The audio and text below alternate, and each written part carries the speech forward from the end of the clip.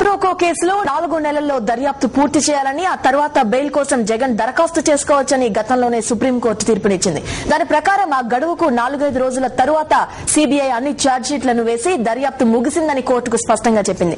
విచారణకు స్వీకరించని ఛార్జ్షీట్, కనీసం నిందితుడికి కూడా అందని ఛార్జ్షీట్ తనకెలా వచ్చిందో గానీ రామోజీరావు రంకెలు మొదలుపెట్టారు. ఇష్టం వచ్చినట్లుగా విష రాతలు రాసిపోసేశారు.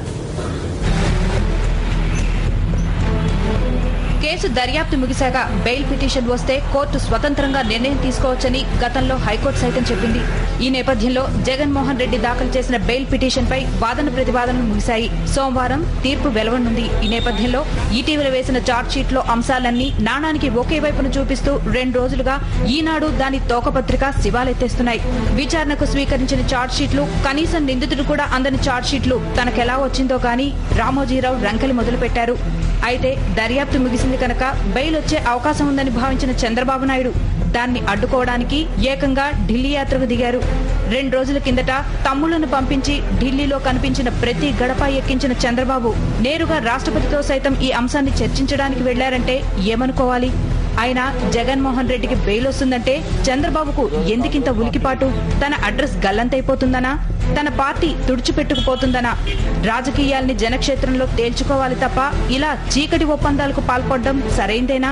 జనాభిమానం ఎవరి వైపున ఉంటే వారు ఎన్నికల్లో గెలుస్తారు. అంతే తప్ప తనకు జనాభిమానం లేదు కాబట్టి ఆ అభిమానం సంపాదించుకున్న నేతను జనంలోకి రానివ్వకుండా చేద్దామని కుట్రలు పన్నితే ఇక ప్రజాస్వామ్యానికి అర్థమేంటి?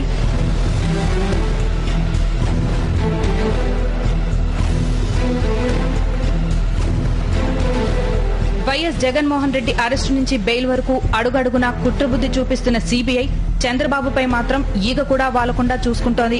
ఎంఆర్ కేసులో అడుగడుగునా ఉల్లంఘనలకు పాల్పడమే కాకుండా హైదరాబాద్ లోని అత్యంత ఖరీదైన ప్రాంతంలో 535 ఎకరాలను గోల్ఫ్ కోర్స్ కోసం, సీమంతుల విల్లాల కోసం కారు చౌకగా కట్టబెట్టేశారు. దానిపై విచారణ జరిపిన సీబీఐ ఈ కేసులో కూడా లేని లింకులను వెతుకుతూ వైఎస్ రాజశేఖర రెడ్డి కుటుంబీకులను, సన్నిహితులను వేధించడానికే ప్రయత్నించింది. అసలు 535 ఎకరాల స్థలాన్ని సింగిల్ టెండర్ వేసి సంస్థకు పోటీ లేకుండా ఎందుకు కట్టబెట్టారో, అలా చేయడం ద్వారా చంద్రబాబు ఏం లబ్ధి పొందుతారో తనకు అనవసరం అన్నట్లు వ్యవహరించింది. ఇంత పెద్ద కేసులో విచారణ జరుపుతూ సింగిల్ టెండర్ పై భూమిని కట్టబెట్టేసిన చంద్రబాబును కనీసం విచారణకు సైతం పిలవలేదు. ఆయనను విచారించకుండానే తంతు ముగించేసింది కూడా. మరి దీన్నేమనాలి? చంద్రబాబుకు సీబీఐ ఎందుకు కొమ్ము కాస్తోంది? రాష్ట్ర ప్రభుత్వాన్ని పడగొట్టనని మాట ఇచ్చి దాన్ని కాపాడుతూ వస్తున్నందుక? కేంద్రంలో సైతం అంశాల వారీగా తన ఎంపీలను హోల్సేల్ గా, రిటైల్ గా విక్రయించేస్తున్నందుక? ప్రజా సమస్యలంటూ ఢిల్లీలో ప్రదక్షిణలు చేస్తున్న టీడీపీ అధినేత తీరును ప్రజలు గమనిస్తున్నారు. సరైన సమయంలో జవాబు చెప్పేందుకు సిద్ధంగా ఉన్నారు.